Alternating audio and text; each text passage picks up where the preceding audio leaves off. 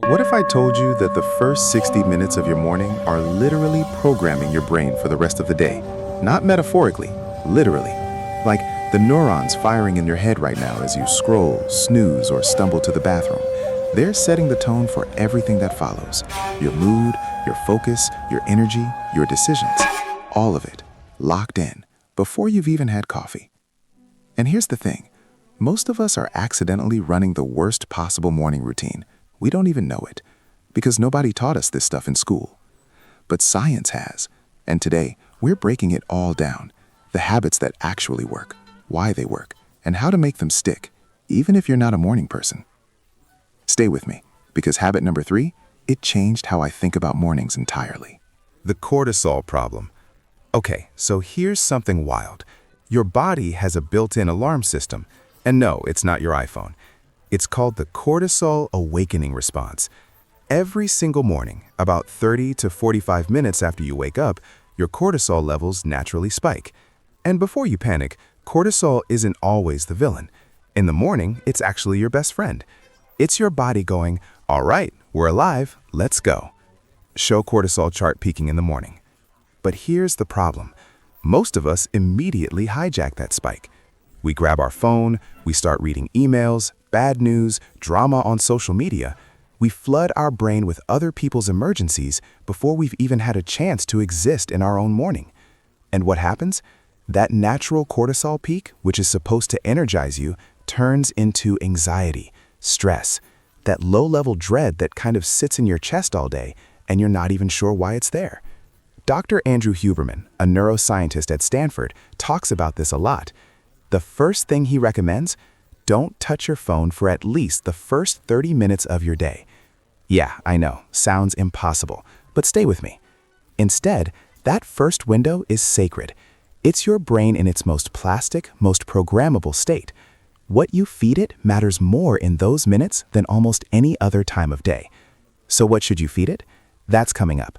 But first, there's one thing you need to do before all the habits, and most people skip it entirely. The one thing before everything else. Get outside, or at least get near a window, within the first 10 to 15 minutes of waking up. This isn't a wellness influencer talking. This is biology. Your eyes have specialized cells called intrinsically photosensitive retinal ganglion cells, which is a mouthful, so let's just call them your light sensors. These cells detect the specific wavelength of natural morning light, and when they do, they send a signal to your brain's internal clock, your circadian rhythm, essentially saying, day has started, clock is set. What this does is remarkable. It starts a 12 to 16-hour countdown that naturally leads to melatonin production later that night. So you sleep better, fall asleep easier, wake up feeling less terrible. All from just going outside for a few minutes in the morning. It doesn't have to be a walk. It doesn't have to be exercise. You can literally just stand in your driveway holding your coffee, looking like a confused raccoon who wandered out of the woods. Doesn't matter. The light does the work. The catch, it has to be actual sunlight, not light through glass, not a lamp. Real, outdoor, unfiltered morning light. Even on a cloudy day it works. It's still 10 times brighter than indoor lighting.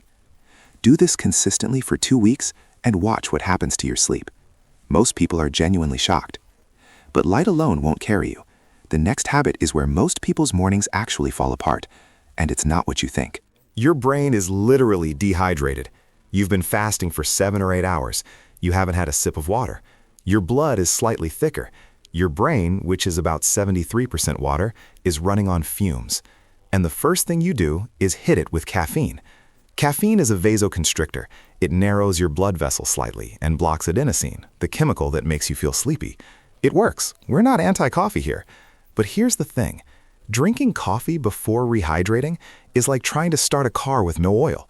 You'll get movement, but you're grinding something important in the process. The fix is almost embarrassingly simple. Drink water first. Not a sip, a proper glass. Some people go 16 ounces. Some people add a tiny pinch of sea salt and lemon juice to help with electrolyte absorption. Whatever works for you, but water before coffee. And here's a little trick. If you put a glass of water on your nightstand before you go to bed, you'll actually drink it in the morning because it's just there. You've removed the decision. No effort required. Within about 20 minutes of drinking water, most people feel a noticeable shift in mental clarity. It's not dramatic, it's not a superpower, but it's real, and it compounds. Okay, so we've got light, we've got water. Now we're getting to the one that people either love or roll their eyes at, but the science is actually kind of fascinating. Move your body, even a little. I'm not going to tell you to wake up and run a marathon. That's not realistic. That's not even the point. The point is movement, even 5 to 10 minutes of it. Here's why. When you move your body, walk, stretch, do jumping jacks, dance in your kitchen like nobody's watching, you trigger a release of dopamine, serotonin, and norepinephrine. Those are your brain's motivation and focus chemicals, and they hit fast. There's also something called BDNF, brain-derived neurotrophic factor. Think of it as fertilizer for your brain. Exercise, even light exercise, causes your brain to release BDNF. It literally helps your neurons connect more efficiently. It's why people who exercise in the morning often describe feeling sharper all day, not just physically, but mentally. And here's the beautiful part. You don't need a gym, you don't need equipment, you don't even need to change out of your pajamas if you don't want to. A 10-minute walk around the block while the sun is still low in the sky, you're getting your light exposure and your movement simultaneously. 2 habits, 1 action. Morning efficiency unlocked. The goal isn't fitness. Not yet.